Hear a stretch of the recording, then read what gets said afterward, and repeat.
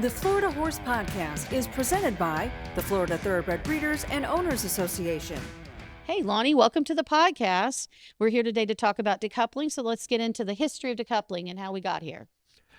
First of all, not everybody understands what decoupling is. So, in the most basic of definitions, what decoupling means when it comes to, let's call it thoroughbred racing, because that's what we have in Florida, is there are existing laws in place that say if you're going to operate slot machines, it needs to be at a live racetrack, and that racetrack needs to have a local initiative passed. And that was back in the 90s. And during that period of time, that's when you saw a number of tracks become what we call racinos. It was never anticipated that those racinos would someday say, hey, let's don't run at all and become a casino. But in Florida, we've seen that happen through something called decoupling. When it comes to parimutuel racing in Florida, what we're talking about now is thoroughbreds. And our thoroughbred industry is a successful one, not only as a nationally ranked breeding market, and also as some of the top racing during our time of the year. But it's also looked upon as the third largest wagering market in the country is Florida in terms of betting on thoroughbreds, both in the state and out of the state. So it's a product worth defending. It's a product worth protecting. And from the time I arrived here in 2012, I'd say by about 2013, you started hearing the first uses of the words decoupling. And oftentimes it was more whispers of decoupling, primarily aligned with the greyhound industry and so forth. But you knew ultimately what it was going to be was a shortcut to somehow circumvent law and become a straight casino versus a racetrack. And that worked for the greyhounds, and they had a ballot measure. It wasn't a legislative situation, so you throw that one to the side. But it left highlight, quarter horse, standardbred, and thoroughbreds. And over all the years, it would come up in some fashion. And I might note all the way up to about 2014, the thoroughbred horsemen were at our side, and the quarter horsemen and the standardbred folks were all at our side. The tracks were noticeably silent during all those years, which I felt was deafening sometimes, but never came out in favor of decoupling. So we fought it, and it came to a crescendo in 2021 when all the remaining breeds, including thoroughbreds, were up for decoupling.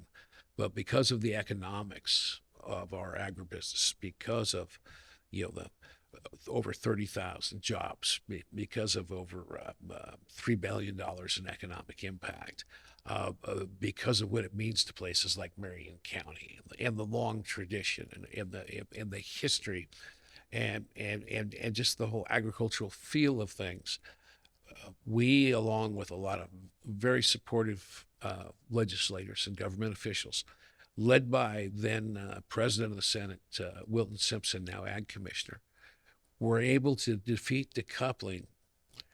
But what was so painful about it is the racetrack itself, Gulfstream was pushing for it.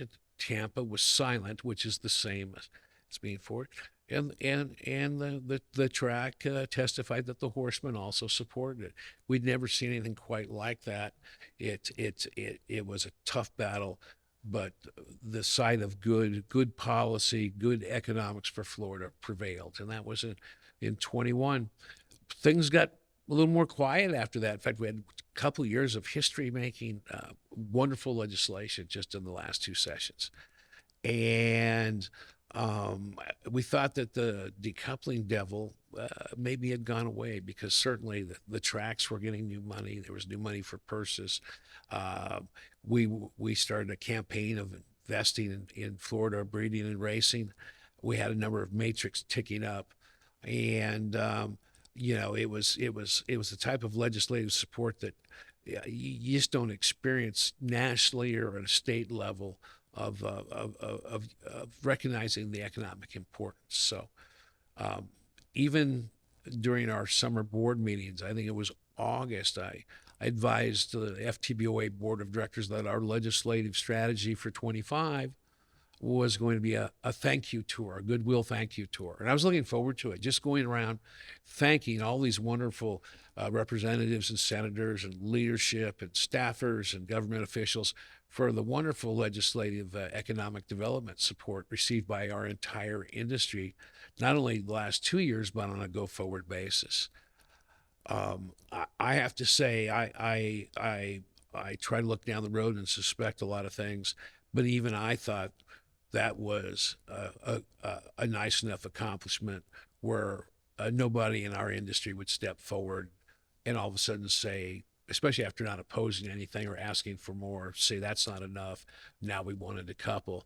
Well, that happened in late October with the Stronach Group. And from things I read, it looks like it was happening earlier with the horsemen during the summer. Those conversations we weren't aware of.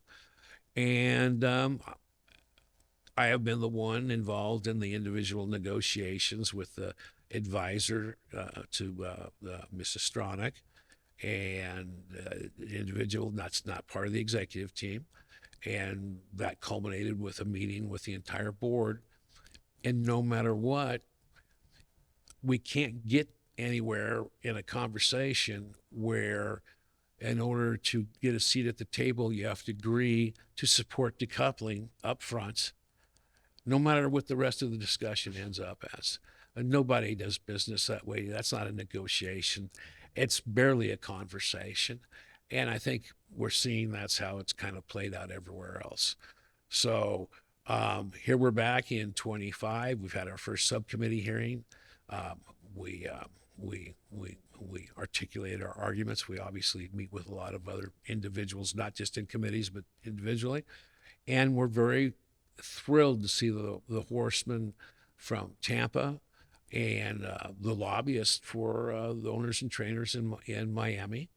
And then people like Jenna show up and the Tampa Bay Horsemen. And I think that group's going to grow. I think you'll actually see the horsemen from Miami actually testify this time around. And we're going to, my experience is just like with the good legislation, you got to play all four quarters and grind it out and play your best game. And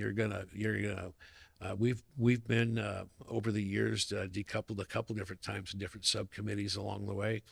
And what you do is you go on to you fight your next battle, your next quarter. So as far as things in terms of our game plans on fighting decoupling, they remain unchanged. It's nice because now we have more people at our side, and it's a national issue. And we have the national industry being so encouraging and so supportive. It makes a big difference. And if anybody else out there wants to know what they can do, especially if you're in Florida, write your House members in particular that are around your area or that otherwise are House in general, and just tell them you're against decoupling and for all the reasons why it does negative things on the economics and jobs, not only in our industry but for the state. And otherwise, we look forward to continuing on with the battle. We are very confident in our strategies and also in being the honest brokers on what decoupling is and what it isn't up in Tallahassee. So the question is, why do you think the national press has taken such an interest in this issue? Well, I think it's national press and national organizations. I think back in 21, there was still a lot of doubt on, is this just another one of those Florida things? Which, having lived here for a number of years, I think people sometimes do that. I think once we got through it, it started getting dissected a little more, and I think more and more people outside of Florida understood, this could be a possible national threat.